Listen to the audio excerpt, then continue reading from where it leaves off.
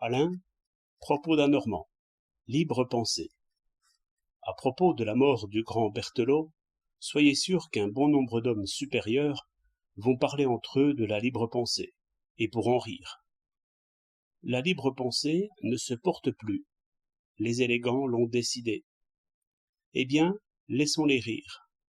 Résignons-nous à passer pour des esprits épais et plébéiens, et redisons nos modestes principes qui sont comme nos prières et notre chapelet.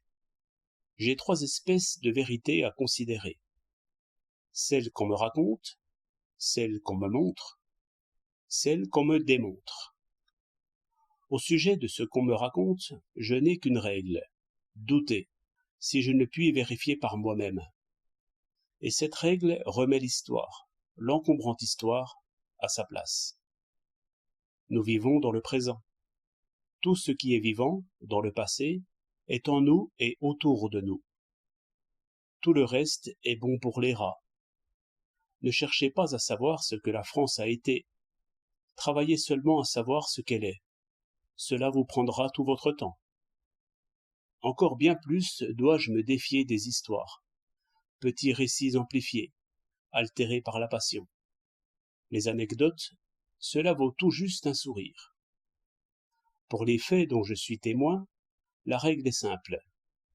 Je cherche à les reproduire plusieurs fois, ou je demande qu'on les reproduise plusieurs fois. Ainsi, si l'on me montre jamais une armoire s'élevant au plafond, ou un fantôme qui me tire les cheveux, je dirai toujours « recommencer ». Et si l'on ne recommence pas, je mets ce prétendu fait avec l'histoire et les histoires, et je n'y pense plus.